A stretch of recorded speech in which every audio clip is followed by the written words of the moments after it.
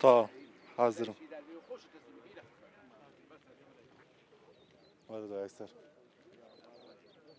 يكسر ورقة ورقة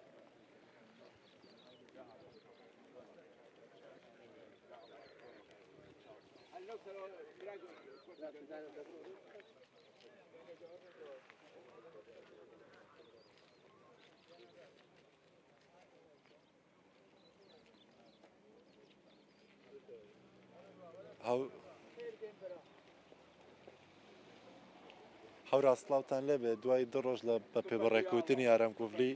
لە پارێزگای دووەک و گەشتە پارێزگای هەڵەبجە سە پارێزگاری هەڵەبجە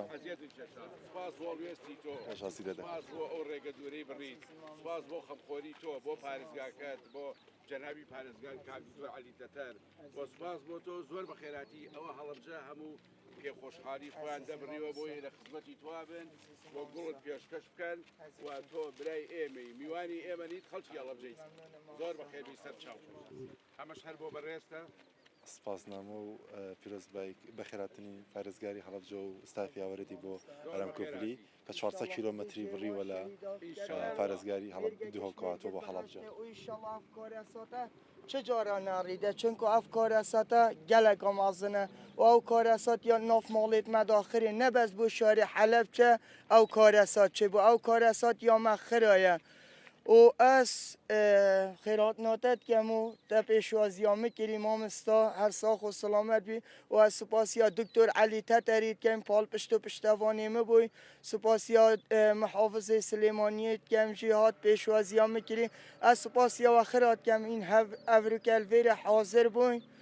و پال پشتی و پشتوانیامه کریم و از ممنونی و خیرامه و بر همه خینا شهیدا چجار نای تشبیر کرن و اف خینا شهیدا امید ایناینا اجوده و امید فکرین جیانه چونکه اف آلای هند بینن نکر پاتا که هزارا گجولا و یا خو قربانی وی آلای کری پیخمت دا ام مالت خود تنا و راحت ببین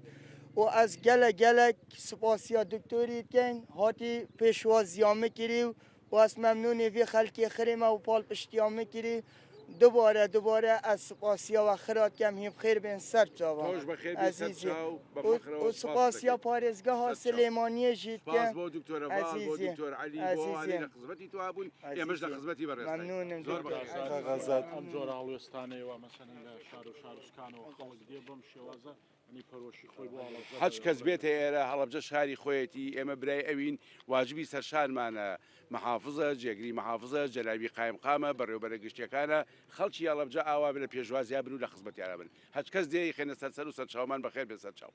هەنگاوی ئارامتان لا چۆن بوو کە لێوە 400 کیلۆمەتری بڕیوە هاتووەتە بەرزە نرخێنی نیشتیمانیە نەتەوەییە کوردانەیە ئاینیانەیە سوپاس بۆ کاکە ئارام ئیشاءڵڵا مانوبوونی ئەمڕۆ لێرە دەردەچێت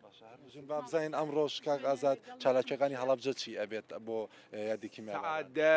یادی 35 ساڵەی کیمیابارانی هەڵەبجە بەرزە نرخێنین بەشکەوە سیریەکەین سعادە دەست پێکات و دەقەیە وەستانە و قورئانی پیرۆزە خوێندێ و وتاری پارێزگاری هەڵەبجەیە و وتاری تاقانەکانە و بە قورئانی پیرۆز و بە چەندین سرودی ماتەمینی ئێمە مەراسیمەکەی خۆمانەکەین و پێشوازی لە هەچ کەسێکەکەین دێت بۆ مشارەمان لەگەڵ محەممەد شیع سوودانی سەرۆکوەزیرانی عێراق لە کۆبوونەوەکەدا یادداشتەکاندا بە سەرۆکوەزیران یادداشتەکە چی لە خۆگرنەوە ڕۆکەکەی بۆ ئەمڕۆژکە سەردانی ئێرەکە یادداشتێکمان داوە بە بەڕێزیان زۆر بە سنوێکی ڕەحابەتەوە وەری گرتووە وتی لە نزیری کاتا دێم بۆ هەڵەبجە و لە نزیک کات چاوم بە بەرزستانەکەوێ سەردانم بکەن ئەو یادداشتە لەسەر قەبران تەوزیعەکەین باوەکو میدیاکار لێ ببینی بزانی چ تێدایە حەج میوانێک دێ لە خزمەتیان فەخامەتی سەر و کۆمەر دێت سەبارەت بە پارێزگابوونی هەڵەبجە وەکو 19مین پارێزگای هەرا محەممەد شیع سوودانی چی ود و ئێوە چیتان لەگەڵ ئەو قسەی کردکەوتی ئەمە قەرزێکی بچووکە من بە هەڵەبجەیەکانی ئەدەمەوە لە زووتری کاتە خۆم سەردانی هەڵەبجەکەم و پێشوازی لە وەفدێکی ئیدارەی هەڵەبجە وجههای هەڵەبجەکەم وا ئەکەین بە زووترین کات پراکتیک بکرێت کە هەڵەبجە پارێزگای نۆزەمینی عێراق و چوارەمینی کوردستان سوپاس بۆ بەڕێستان هەڵبەت لە جێگری پارێزگار بەڕێبەری هاتوچۆ بەڕێبەری پۆلیسی هەڵەبجە بەڕێبەری کاروباری شەیدانی هەڵەبجە هاوراس هەمویان پێشوازیان لێ دەکەن پێشوازی لە ئارام کوردی دەکەن بەڕێبەری پەروەردەی هەڵەبجە بەڕێبەری تەندروستی هەڵەبجە هەمویان لێرن گوڵی ڕێز و وەفای پێشکەش دەکەن کە 11 ڕۆژە ئارام کوردی لە دهۆکەوە بەڕێکەوتووە بۆ هەڵەبجەی شەید بۆ پارێزگای هەڵەبجە نزیکەی 400 کیلومتری بڕێوە خۆی گوتی 11 ڕۆژە بەڕێگا مەسا لەگەڵ خۆشی هەڵبەت قسە دەکەم هەورازەشدام کەمێکی دیگە خۆشی لای خۆت ڕاستە خۆ میوان دێ بەڵام زانم لەم ڕۆژانە تووشی چەمە ڕەحەتیەک بووە و ئامان لە سەردانەکەشی بە شێوەیەکی گشتی چی بووە هەموو چین و تۆژەکانی هەڵەبجە خەڵکی هەڵەبجە لێرە هاتوونەتە سەر لای بازگەی زەمەخی لێرە لە سەرەتای داخلن بە پارێزگای هەڵەبجە پێشوازی لێ دەکەن ئێستا باش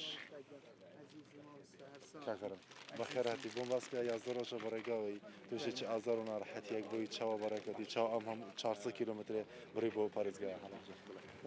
اف هندی بوفان شهیدا بجم هر کیمه چون که اوه کار ساته کامازنه حقیقت ایشالله افکار ساته چجارا چه نبی افکار ساته یعنی نبز بو شارش سلیمانیه او کار سات یامه یجه فرق سلیمانیه و فرق حلب و کردستانی و سلیمانیه و خر اردانی هم همی برایتی که ایره الان ناڕەحەت بووی لە ڕێگا ئەو ڕۆژانی کە بڕێگی لەکوێ دەمایتەوە بزانم لەکوێ دەمایتەوە جماعت ماینمە لە لای برادر ماینە هەواڵ و برادر خر هاتنینە پێشوازیە من ئەس مەمنونێ وان خرامە